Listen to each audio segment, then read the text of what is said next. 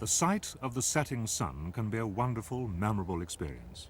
But for the caveman who lived here long before fire was discovered as a manageable tool, the sunset was a time of fear and loathing, the start of the long, dark and dangerous night.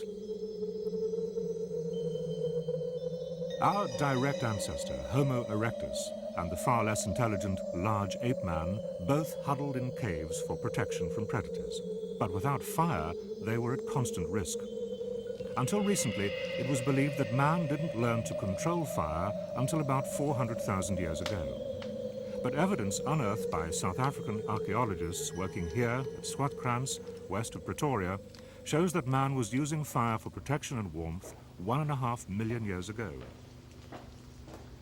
It was in this cave that a team headed by Dr. C.K. Bob Brain found the fossilized remains of bones apparently charred by what temperature are we getting up to here? Fire is considered the watershed for early intelligence, a sign of man's increasing power to adapt to the environment. So for Dr. Brain, the discovery here at Swartkrans was indeed a momentous one. The whole history of mankind has been a progressive increasing control of nature and a manipulation of nature.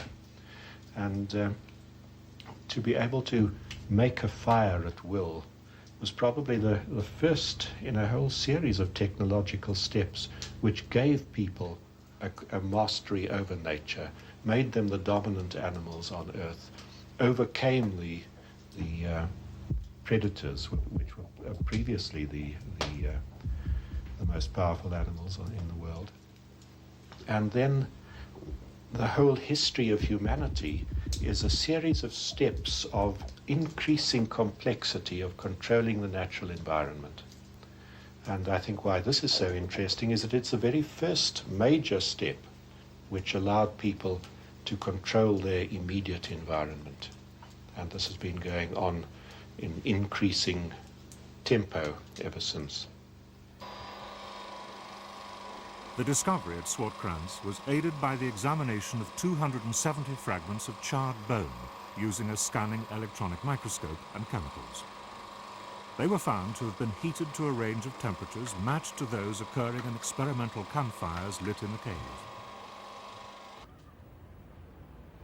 Fossils unearthed at Swartkrans have enabled the Transvaal Museum to recreate something of the precarious existence of the caveman before he learned to control fire and use it for protection. This is the skull of a child, and it has two round holes in the back of its head.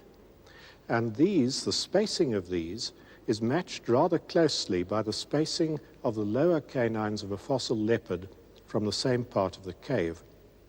Now, if this damage was caused by the lower teeth of a leopard, then we must assume that the upper canines of the leopard were embedded in the face of the child, resulting in this rather gory reconstruction. This kind of tragedy seems to have been repeated over and over again in the history of Swartkrans.